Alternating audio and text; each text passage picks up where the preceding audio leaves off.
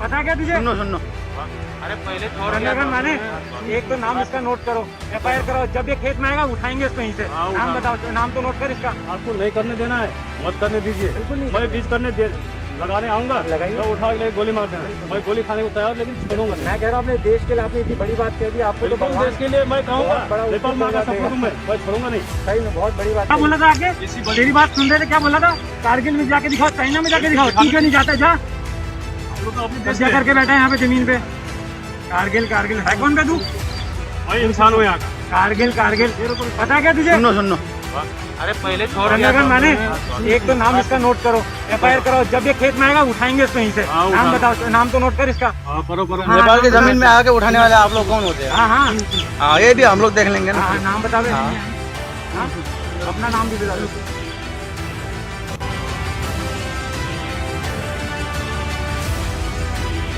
हटी होइन डटी लड्ने नेपालीको बानी हुन्छ। खुकुरीको दोब्राभित्र वीरहरूको पाइला हुन्छ। मसानो छ त यो शब्दहरू मेरो कानमा गुन्जिरहँदैछु। हटी होइन डटी लड्ने नेपालीको बानी हुन्छ। म मान्छु कोही नलडे त पनि कोही त लडिरहेका छन्। म मान्छु र मलाई पूर्ण विश्वास पनि छ जित सत्यको नै हुन्छ। जित जहिले पनि, विजय जहिले सत्यकै हुन्छ। त्यसैले मलाई आशा छ हाम्रो जित अवश्य हुनेछ भनेर। हाम्रो जमिन भित्र छिमेकीका प्रहरीहरू, छिमेकीका आर्मीहरू आएर हाम्रो आफ्नो देशभित्र आएर हाम्रो देशवासीलाई यसरी थर्काउँछन्, धम्काउँछन्, डर देखाउँछन्, तँलाई गायब बनाइदिन्छु। यिनीहरूको हिम्मत कहाँदेखि सम्म पुगिसकेको? हामीले त त्यो एङ्गलले त यिनीहरूलाई कहिले पनि हेर्दैनौँ। हामीले यिनीहरूलाई कहिले पनि त्यो एङ्गलले हेर्दैनौँ। हामीले जहिले पनि रेस्पेक्ट गर्छौँ यिनीहरूलाई। तर यिनीहरू भने हामीलाई दबाउनमा मात्रै लागिरहेको हुन्छ। तपाईहरुलाई थाहा छ किन? तपाईहरुलाई थाहा छ किन? किनकि हाम्रा देशका प्रमुख महान व्यक्तिहरू जब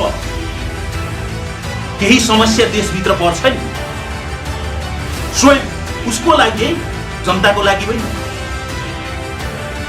अनि सहयोग माग्न दिल्ली पुग्ने गर्छन्।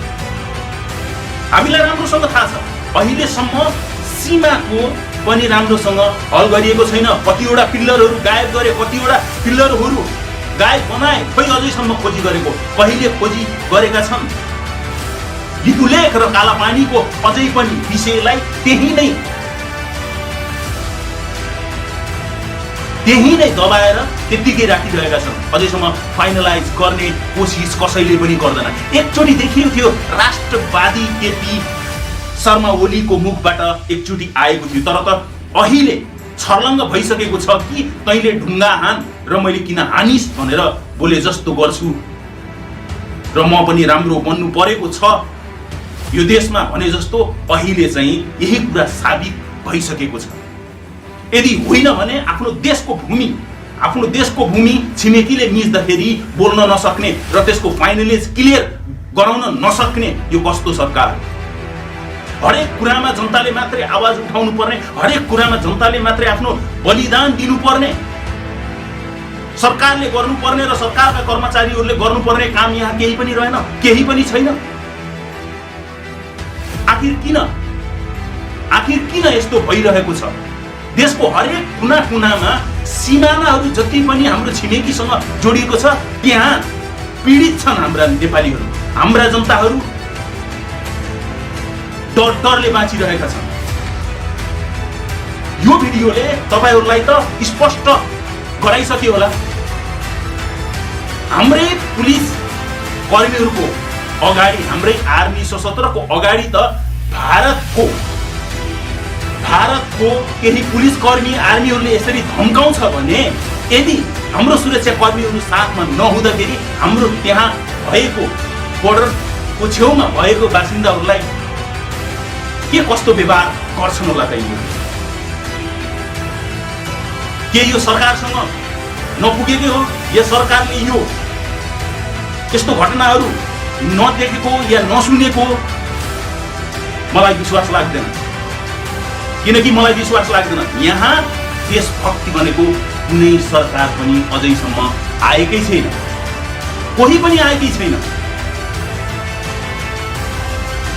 यहाँ कालापानी, लिपुलेख, लिपि अधुराको बारेमा अझैसम्म फाइनल गर्न नसक्नेहरू यिनीहरू, जनतालाई गुमराह बनाएर राख्न खोज्नेहरू यिनीहरू, देश टुक्राएर देशलाई नै खलास पार्ने गरी षड्यन्त्र रच्नेहरू यिनीहरू आफूले आफूलाई राष्ट्रवादी सम्झिने गर्छन्। यिनीहरूलाई अहिले पनि थाहा छैन कि उनीहरूले गर्नुपर्ने काम चाहिँ के हो।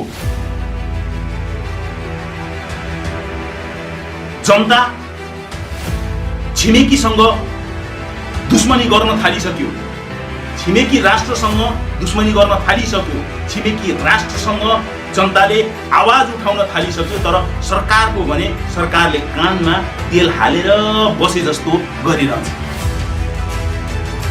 कहिलेसम्म हुन्छ यस्तो? कहिलेसम्म हुन्छ? कुन चाहिँ म भन्छु, कुन चाहिँ सरकारले आएर चाहिँ अझैसम्म के गरिरहेको छ नेपालमा? कसले के बनायो आफ्नो कार्यकालमा? बनायो त बाहिरबाट सपोर्ट मागेर, बाहिरबाट त्यो पनि बकाइदा 20 वर्षीय, 25 वर्षीय, 40 वर्षीय, 60 वर्षीय, यहाँसम्म कि 200 वर्षसम्मको एग्रिमेन्ट बनेर सानोतिनो कम्पनीहरू खुलाएका छन्, जुनको प्रफिट चाहिँ नेपाललाई होइन, त्यही कम्पनीलाई हुने गर्छ, अर्थात् त्यही देशलाई हुने गर्छ जुन देशले चाहिँ नेपालभित्र कम्पनी खोलिरहेका छन्। किन? आफ्नो कार्यकालभित्र जतिले पनि यसरी सम्झौता गरेर, यसरी एग्रिमेन्ट गरेर चाहिँ नेपालमा कम्पनीहरू खोलाएका छन्, धेरै कुराहरू गरेका छन्। यति वर्षको लागि एग्रिमेन्ट बनेर तिनीहरूलाई तिनीहरूको कार्यकालभित्रसम्ममा मात्र फाइदा हो,